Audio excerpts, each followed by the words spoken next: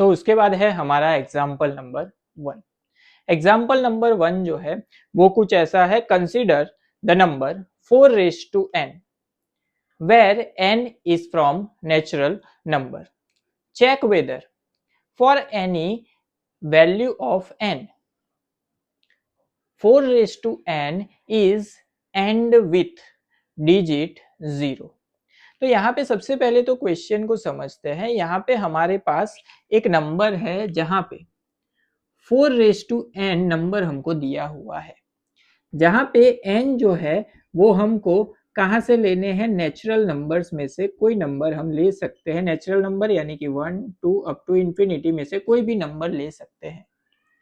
तो जब हम 4 की पावर n में 1 2 3 इस तरह से पुट करते जाए एंड उसके जो आंसर्स मिलेंगे उसमें लास्ट में कभी भी 0 आएगा कि नहीं, ये चीज हमको चेक करनी है।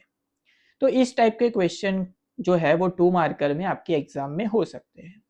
बहुत ही सिंपल सा क्वेश्चन है। जब आपको चेक करने के लिए बोला जाए कि किसी भी नंबर की पावर जो है वहां पे n दिया हो एंड उसके लास्ट में 0 होगा कि नहीं, ये चीज आपको अगर चेक करनी है तो सबसे पहला नंबर ऐसा कौन सा है जिसके लास्ट में 0 आता है। तो सबसे पहला नंबर जहां पे लास्ट में 0 आता हो वो हमको पता है कौन सा नंबर है, 10।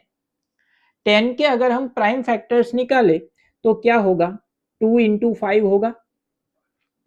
10 के अगर हम प्राइम फैक्टर्स निकाले तो क्या होगा, 2 इंटू 5।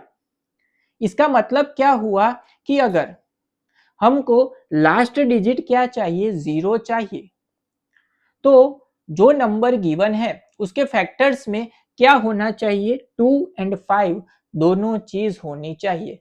जिस भी नंबर के फैक्टर्स में अगर 2 एंड 5 बोथ दोनों हैं तो ही उसके लास्ट में 0 हमको मिलेगा, वरना लास्ट में 0 कभी भी नहीं मिलेगा। तो यहाँ पे जो नंबर है 4n, उसके अगर हम सिंप्लीफिकेशन कुछ करें तो 4n यानी कि हम लिख सकते हैं इसको 2 इंटू 2 रेस टू n। तो यहाँ पे 2 स्क्वायर पावर जो है वो मल्टीप्लाई हो जाएगी, तो 2 रेस टू 2n।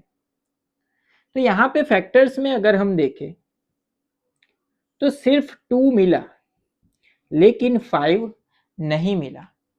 इसका मतलब n की जगह पे हम नेचुरल नंबर में से कोई भी पावर ले तो कभी भी लास्ट में 0 नहीं आएगा। रीजन जो है वो सिंपल है कि लास्ट में 0 होने के लिए 2 एंड 5 दोनों चीजें होनी चाहिए, लेकिन 4n के प्राइम फैक्टर्स में सिर्फ 2 है लेकिन 5 नहीं है। इसकी वजह से लास्ट में कभी भी 0 नहीं आ सकता। यहाँ पे आपको रीजन लिखना पड़ेगा, तो रीजन कुछ इस तरह से लिख सकते हैं आप कि फॉर लास्ट digit 0